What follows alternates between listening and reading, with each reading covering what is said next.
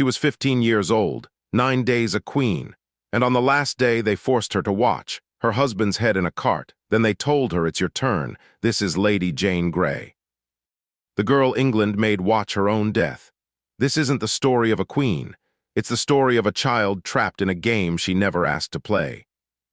A teenager betrayed by her family, abandoned by her council, and forced to witness the very thing she feared most. Before we begin, her story was almost erased from history. Hit like so stories like Jane's don't get forgotten. Jane Grey was never meant for a throne. She was meant for a cage. Born in 1537 in the middle of England's religious war. Catholic versus Protestant, father versus Rome. Her parents, Henry and Frances Grey, didn't see a daughter. They saw currency. While other girls played, Jane studied Latin, Greek, theology. By age 9, she could argue scripture with bishops. But she said it herself. She found more kindness from her tutors than from her own mother and father, because they didn't love her mind.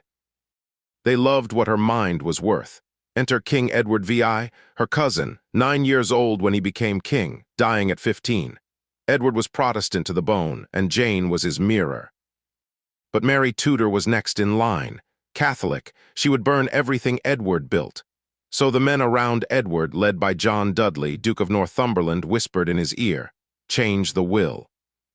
Skip Mary put Jane on the throne, not because she was ready, because she was useful. Jane was 15, newly married to Guilford Dudley, Northumberland's son, another cage dressed as a wedding. She had no idea the crown was already being sewn for her head. July 9th, 1553, Edward is dead, and you are queen. Witnesses said she collapsed, she fainted. Her first words were not joy. They were refusal. The crown belongs to Mary Tudor, not me. Too late. They dragged her to the tower, dressed her in purple, placed the crown on her head, and locked the door. Because a queen in the tower is not a ruler. She's a prisoner with a better view. Think about that. Your first act as queen is to be locked in. For 9 days, England had 2 queens. Mary was in the countryside, raising an army. Jane was in the tower, and here's what will shock you, she was good at it. Northumberland expected a puppet. He got a wall. Her husband demanded to be crowned king. She said no. I will make him a duke, never a king. When she suspected betrayal, she took the tower's keys herself. A 15-year-old girl holding the keys to her own prison because she trusted no one. But being right wasn't enough, because the people didn't want her. They wanted Mary. July 19th, day 10. Her own Privy Council met, not to save her, to erase her.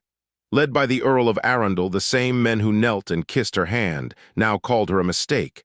They blamed Northumberland. They called themselves victims. They made Jane the scapegoat. And her own father walked into her room. He tore the cloth of state from above her head. He uncrowned his own daughter. Jane's only question, "Can I go home now?" She thought it was over. She had no idea it was just beginning. Mary won. Mary was merciful for now. Jane was kept in the tower, death sentence suspended. All she had to do was be quiet, be Catholic, be forgotten. Instead, she wrote. From her cell, Jane wrote letters, attacks. She called the Catholic Mass satanic cannibalism.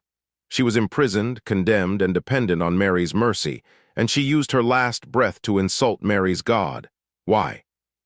Because Jane Grey would rather die than lie, and that decision signed everyone's death warrant. January 1554, Thomas Wyatt rose up. Protestants tried to put Jane back on the throne. Jane knew nothing, but her father was one of them. The same man who uncrowned her tried to crown her again. That was the last straw, because a living Jane was a symbol, and symbols start wars. Mary couldn't risk it anymore. The rebellion failed in 4 days, and Mary signed 3 names, Guilford Dudley, Henry Grey, Lady Jane Grey. 5 days to live, she spent them writing. A letter to her father.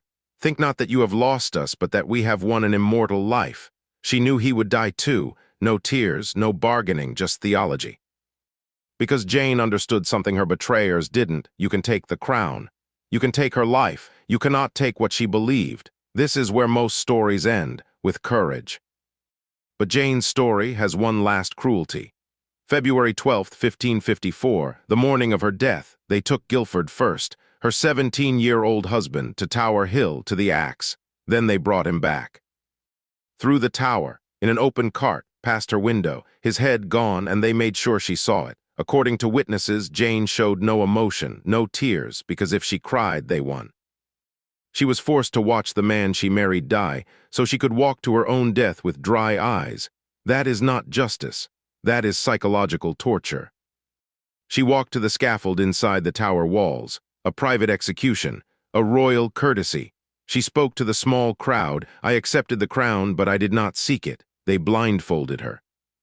As was custom, she knelt, and she reached out with her hands, searching for the block. She couldn't find it. Imagine that moment, blind, alone, groping in the air for the thing that will kill you. The executioner had to guide her. Here, my lady, and the axe fell. 9 days a queen, 15 years alive. Gone, Jane Grey wasn't a great ruler, she was a great refusal. She refused to be a puppet. She refused to lie, she refused to break. Even when they forced her to watch death, she did not look away in fear, she looked at it with faith. And that's why 470 years later we still remember her name. Not because she ruled, but because she would not bend. If you think Jane's story deserves to be remembered, subscribe. Because history is full of children who were used and then erased.